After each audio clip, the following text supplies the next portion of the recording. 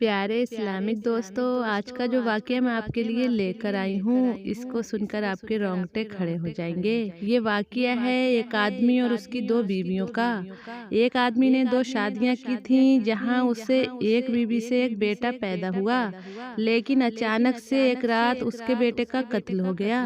किसी ने उसकी गर्दन काट दी। तब मामला बादशाह के दरबार में पहुंचा और दोनों औरतों ने एक दूसरे के ऊपर इल्ज़ाम लगाया।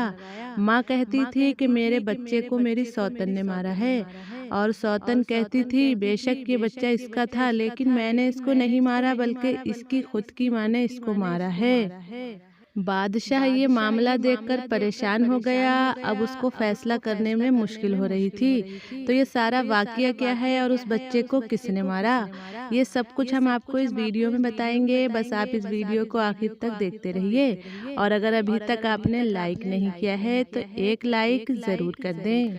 एक बादशाह का दरबार लगा हुआ था, और तब अचानक से उसमें एक अजीब मुकदमा आ गया। दो औरतों को दरबार में लाया गया। दोनों पर इल्ज़ाम था कि उन्होंने एक नन्हा बच्चा कत्ल कर दिया है।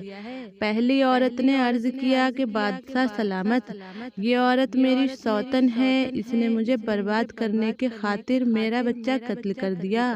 वो बच्चा मेरे जिगर का टुकड़ा था। आप जानते हैं कि सौतन के जलापे में कितनी आग होती है। जहाँ पनाह मैं इंसाफ की तालिब हूँ। और ये कहकर वो औरत ज़ारो कतार रोने लगी। तब बादशाह ने कहा कि ऐ औरत, क्या तू सच कहती है?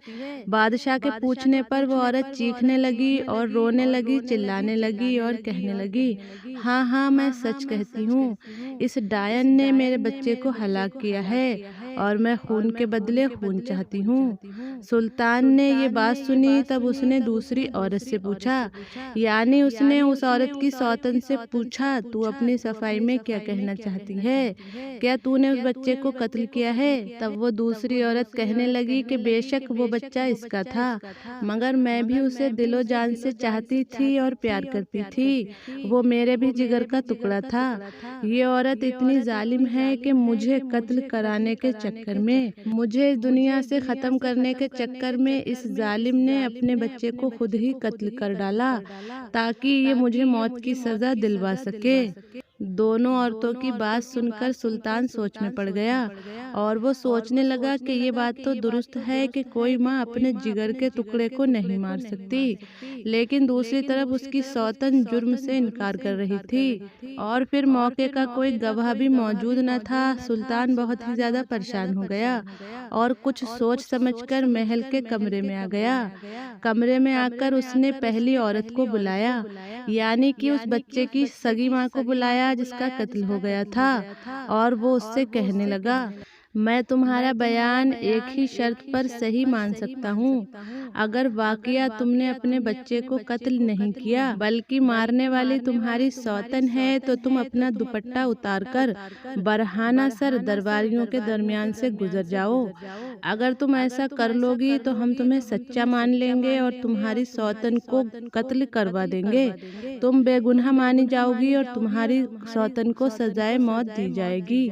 जैसे ही पहली औरत यानी उस बच्चे की सगी माँ ने ये अल्फाज सुने तो चंद मिनट वो खामोश रही। फिर बोली, अगर मेरे बरहाना सर होने पर ही मेरी सौतन को सजाए मौत मिल सकती है और इंसाफ हो सकता है, इंसाफ का यही तकाजा है, तो हुजूरे वाला मैं तैयार हूँ। सुल्तान ने उसको बाहर भेज दिया और दूसरी औरत को अंदर बुलाया और कहा कि तुम कहती हो कि तुमने अपनी सौतन का बच्चा नहीं मारा, तुम उसको अपने बच्चे की तरह प्यार करती थी, लेकिन वो कौन सी माँ हो सकती है जो अपने जिगर के टुकड़े को जान से मार दे? एक माँ कभी भी अपने बच्चे को नहीं मार सकती। तब वो औरत कहने लगी, जहाँ पन्हा ये औरत मुझसे बिला वजह हसद करती है, ये मुझसे नफरत करती है, मुझे मारना चाहती है। इसने खुद अपने हाथों से अपने जिगर के टुकड़े को कत्ल किया है ताकि ये मुझे कत्ल करवा सके।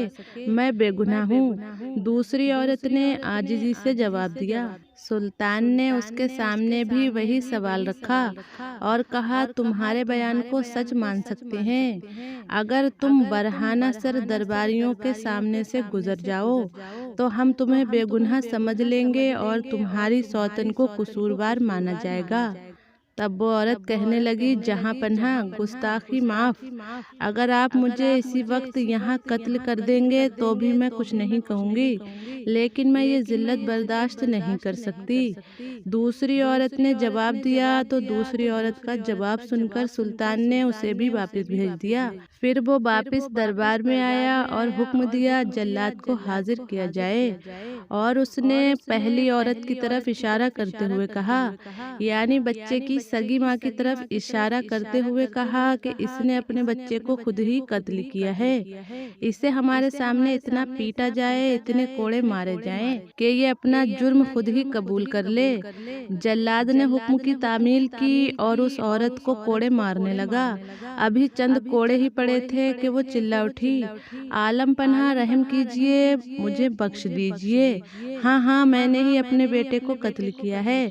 मैं हसद की आग में अंधी हो गई थी। मैं सौतन को किसी तरह ख़त्म करना चाहती थी, मैं उसको इस दुनिया से उठाना चाहती थी, इसलिए मैंने अपने ही हाथों से अपने जिगर के टुकड़े को कत्ल कर दिया। ये कहकर वो औरत ज़ारो कतार रोने लगी। इंसाफ हो चुका था और सारे दरबारी इंसाफ को देखकर बहुत खुश हो गए और साथ ही साथ बादशाह की तारीफ करने लगे कि बादशाह ने कैसे एक उलझे हुए मामले को सुलझा दिया।